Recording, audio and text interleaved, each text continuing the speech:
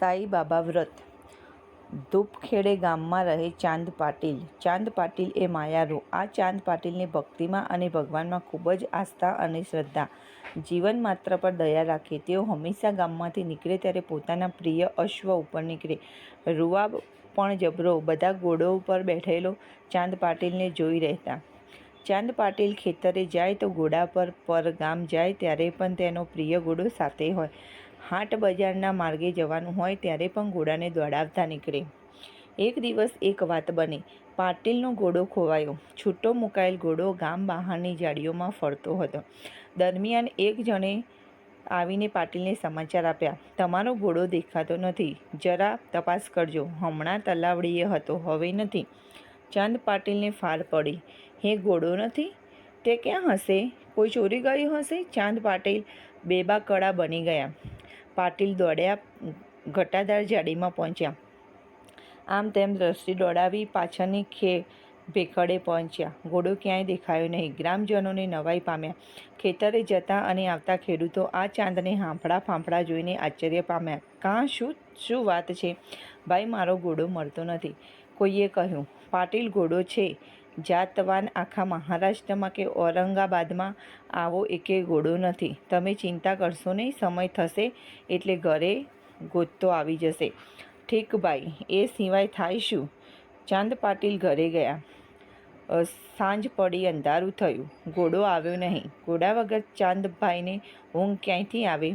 સગો દીકરો ઘરે આવે નહીં ત્યારે પિતાને ચિંતા થાય અને વ્યાકુળતાઓ ઘેરી વળે તેવી સ્થિતિ આ પાટીલની થઈ. પાટીલ જમવા બેઠા. જમવાનું ભાથું નહીં. પાણીનો ઘૂંટડો કડવો લાગ્યો. બધા સમજાવે પણ ચાંદ પાટીલને ન જમે, ન પાણી પીએ. એમને ક્યાંય ચેન પડે નહીં. ઘડીક ઘરમાં જાય, ઘડીક ફરી આવે, શેરીમાં આંટા લગાવે, ગામ બહાર જાય, દૂર સુધી નજર નાખે. આવતા જતાને પૂછે, ભાઈ તમે ક્યાંયથી આવો છો? તે દિશામાં ક્યાંય મારા ઘોડાને દીઠો છે? ઉત્તર નકારાત્મક મળતો. પાટીલ હતાશ બની જતો. ઘોડા વિના ચાલે કેમ? ઘોડા સાથેની ચાંદબાઈની માયા ધનિષ્ઠ હતી. એની ગેરહાજરીમાં તેઓ ઊંચા નીચા થઈ ગયા. રાતે ઊંઘ આવી નહીં. ઘડી આડા પડે, આંખો બંધ કરે પણ તેમને તીની હાવર સંભળાય. ઝાડ થકો બનીને ઠેકડા મારતો અને જમીન પર ઠેકડો ઘોડો દેખાય. આંખો ખોલી નાખે તો ઘોડો અદૃશ્ય બની જાય. પાટીલની ઊંઘ ઉડી ગઈ. આખી રાત પડખા ગસતા રહ્યા. ભારે ઉજાગરો થયો.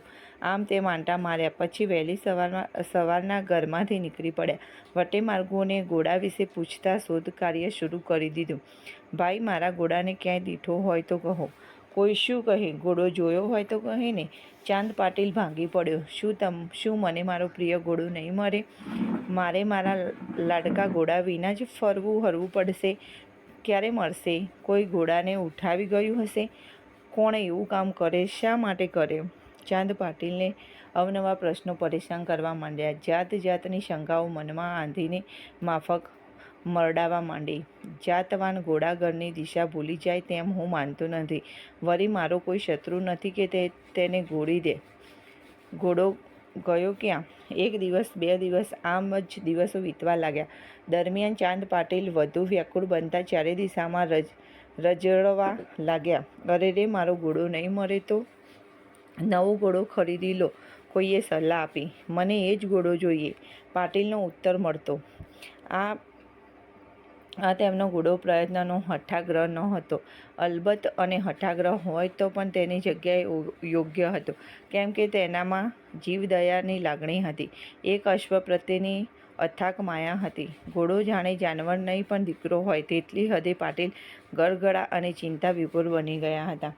8 દિવસ વીત્યા, ઘોડો મળ્યો નહીં. પાટીલની આશા છોડી નહીં. એક દિવસ પાટીલની નજરે ઘટાદાર વૃક્ષની નીચે બેઠેલો એક તરુણ ફકીર દેખાયો. ચહેરા પર અનોખું તેજ ઝળહળતું હતું. આંખોમાં માયાનો મહેરામણ ગુગવતો અનુભવ્યો. ફકીરની ઉંમર હતી 16 વર્ષની. અદ્ભુત દિવ્યતા તેમના દિલ પર હતી. ભવ્ય દિવ્ય મૂર્તિ સમાન હતા ફકીર. પાટીલ ભાવ વિભોર બન્યા. તેજોમય મુખાકૃતિ ધરાવતા ફકીરને તેઓ પગે લાગ્યા. તેમની સમીપે આવીને બેઠા. ફકીર ક્યાં સુધી એક હરફ સુધ્યા બોલ્યા નહીં. પાટીલના ચહેરા સામે તાકી રહ્યા. ભાઈ, આકુળ વ્યાકુળ કેમ છો? હું ચિંતામાં છું. કંઈ ખોવાય છે? હા બાપુજી, ફકીર મલકાયા. બાપુજી, મારો પ્રિય ઘોડો ખોવાયો છે. 1 અઠવાડિયું વીતી ગયું, મેં એનું મોઢું ભાળ્યું નથી. એના વિના અન્ન જર ખાવાતા નથી. મારી ઊંઘ ઉડી ગઈ છે, ઘરમાં, બહાર, ખેતરમાં, અને ક્યાંય ચેન પડતું નથી. ફકીર બાબા વળી હસ્યા. તેમણે હાથ ઊંચો કર્યો. નમ્ર અને પ્રેમસભર અવાજે તેમણે કહ્યું, ભાઈ, તારે હવે એ સુંદર અને પ્રિય અશ્વને શોધવાની જરૂર નથી. તારો રૂડો રૂપાળો ઘોડો અને લાડકવાયો અશ્વ સામેની વાડીમાં ઊભો છે અને લીલુંછમ ઘાસ આરોગી રહ્યો છે.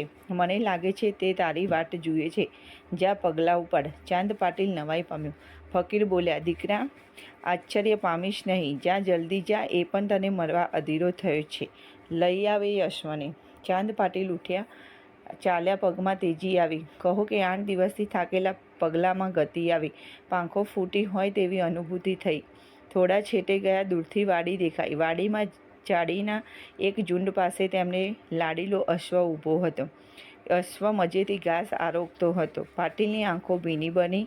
ઓહ, તું અહીં છે? પાટીલે દોટ મૂકી આવ્યા. અશ્વ પાસે ખોવાયેલો દીકરો મર્યો હોય તેટલું હેત જાગ્યું. આંખોમાં માયાની ભીનાશ વળી. તે દીકરાને ભેટી પડ્યા હોય તેમ ઉમળકાથી અશ્વને બાજી પડ્યા.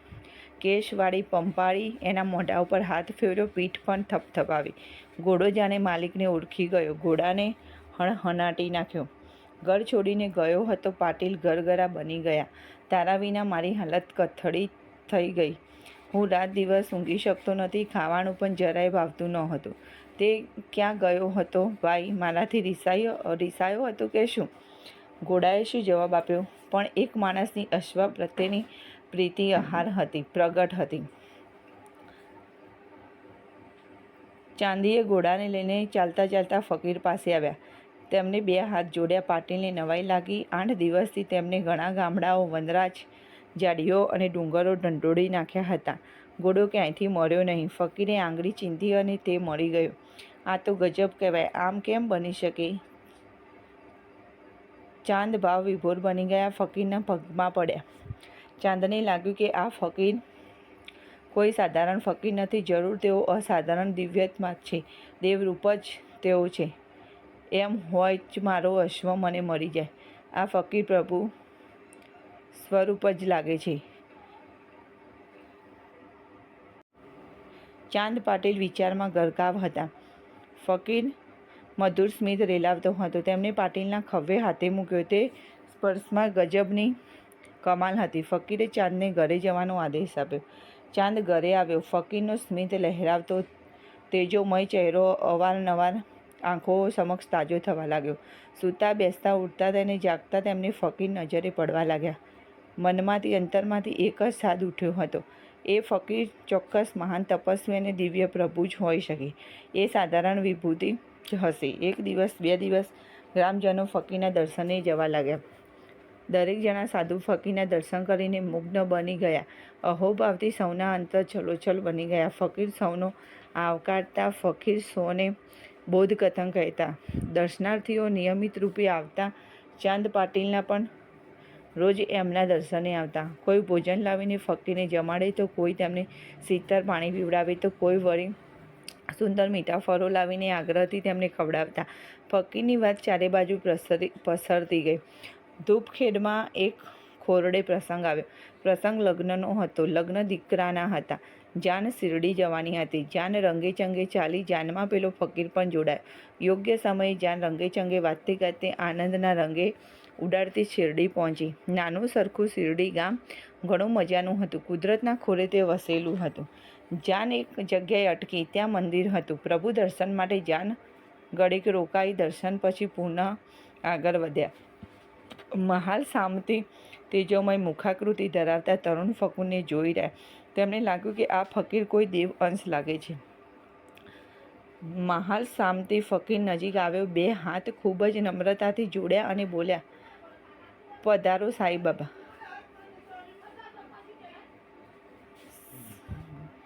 સાંઈબાબા દેવકૃપાથી મહાલ સામિતીએ આ નામ ઉચ્ચાર્યું.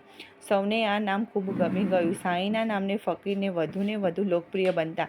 કોઈ એમને સાંઈ કહેતું તો કોઈ સાંઈબાબા પણ કહેતું. બધાને આ સાંઈ આવકારતા, હેતથી પડખે બેસાડતા. દરેકના હૈયે સાંઈ વસ્યા. દરેકના હોઠે સાંઈ છવાયા.